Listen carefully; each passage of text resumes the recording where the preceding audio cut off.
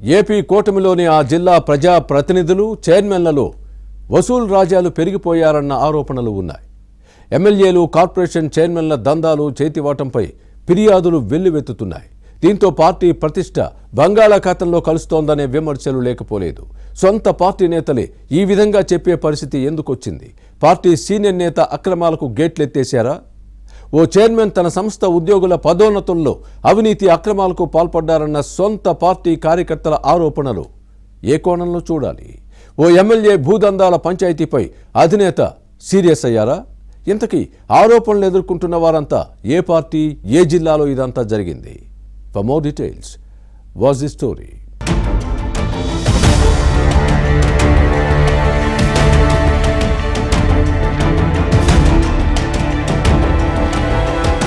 కూటమిలో కొందరు ఎమ్మెల్యేలు, కార్పొరేషన్ల చైర్మన్లు సామాన్యులు కాదు. టీడీపీ, జనసేన, బీజేపీ ఎవరైనా పదవిలో ఉన్నది ప్రజాసేవ కోసం కాదు, సంపాదనకి అన్న రీతిలో నీతి తప్పి వ్యవహరిస్తున్నారన్న ఆరోపణలు వస్తున్నాయి. తమ పార్టీ ప్రజాప్రతినిధులు నీతిమంతులు, సస్యలురు, సత్య హరిశ్చంద్రులు అని క్యాడర్ చెప్పుకోలేని పరిస్థితి వచ్చింది. ఉమ్మడి విశాఖ జిల్లాలో జనసేన పార్టీ నేతలపై ఇటీవల తీవ్ర ఆరోపణలు వస్తున్నాయి. ఇలా చేస్తోంది జేఎస్పీ రాజకీయ ప్రత్యర్థులైతే అందరూ లైట్ తీసుకునేవారు. కానీ సొంత పార్టీ ద్వితీయ నేతలు, కార్యకర్తలు, ఎమ్మెల్యేలు, నామినేటెడ్ పోస్టుల్లో ఉన్న కీలక నేతల మీద ఆరోపణలు చేయటం ఉమ్మడి విశాఖలో సంచలనం సృష్టిస్తోంది. కేవలం ఏవో విమర్శలు చేసి ఊరుకోకుండా పక్కా ఆధారాలతో పార్టీ హైకమాండ్ దృష్టికి తీసుకువెళుతున్నారు.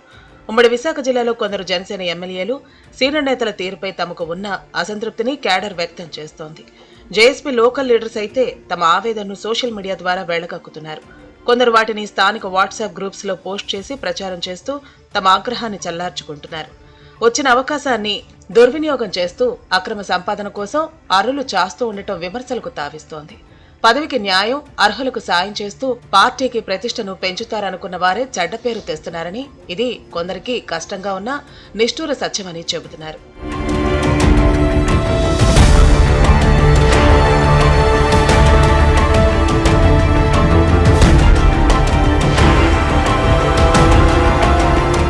జనసేన సీనియర్ నేత, విశాఖ జిల్లా కేంద్ర సహకార బ్యాంకు డీసీసీబీ చైర్మన్ కోన తాతారావుపై పార్టీ ద్వితీయ శ్రేణి నేతలు చాలా గుర్రుగా ఉన్నారు. ఈ నేత బాధ్యతలు చేపట్టి వచ్చిన తర్వాత అవినీతి పెరిగిపోయిందని ఆప్కాబ్ ఎండీకి జనసేన కార్పొరేటర్ ఫిర్యాదు చేశారంటే పరిస్థితి ఎంత తీవ్రంగా ఉందో అర్థం చేసుకోవచ్చు. బ్యాంకు ఉద్యోగుల పదోన్నతుల్లో తాతారావు బృందం ₹1 కోటి వరకు వసూలు చేశారని సొంత పార్టీ నేత ఆరోపించడాన్ని గుర్తుపెట్టుకోవాలి. లంచాలు ఇవ్వకపోవడంతో పదోన్నతుల జాబితాలో ముందు వరుసలో ఉన్న వారిని పక్కన పెట్టారన్న కంప్లైంట్స్ లేకపోలేదు.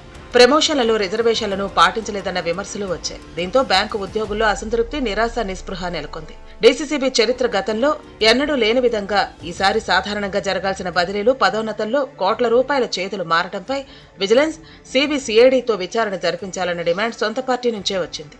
ఇలా జనసేన కార్పొరేటరే ఫిర్యాదు చేయడంతో పార్టీ పరువు బంగాళాఖాతంలో కలుస్తోందని జనసైనికులు చెవులు కొరుక్కుంటున్నారు.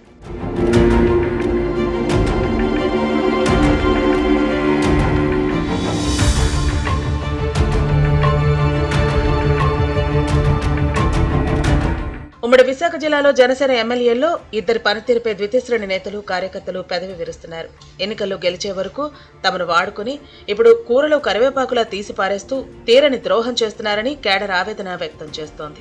ఉమ్మడి విశాఖ జనసేన ఎమ్మెల్యే భూదందాల వ్యవహారం పార్టీ పరువును బజారుకు ఈడుస్తోందన్న వాదనలో ఉన్నాయి. అయితే ఈ వ్యవహారం ముదురు పాకాన పట్టడంతో ఈ భూ వివాదంతో తనకు ఏమాత్రం సంబంధం లేదని వివరణ ఇచ్చుకోవాల్సి వచ్చింది. కొందరు నేతలు దురుద్దేశంతో కావాలనే భూ వివాదంలోకి లాగే ప్రయత్నం చేస్తున్నారని, తనకు ఏ పాపం తెలియదన్నది ఆ నేత మాట. తనపై వచ్చిన ఆరోపణల్లో నిజం లేదన్న వాదాన్ని వినిపించారు. ఇలా ఉమ్మడి విశాఖ జిల్లాలో జనసేన ఎమ్మెల్యేలు, సీనియర్ నేతల వ్యవహార శైలితో పార్టీ ప్రతిష్ట మంట కలుస్తోంది.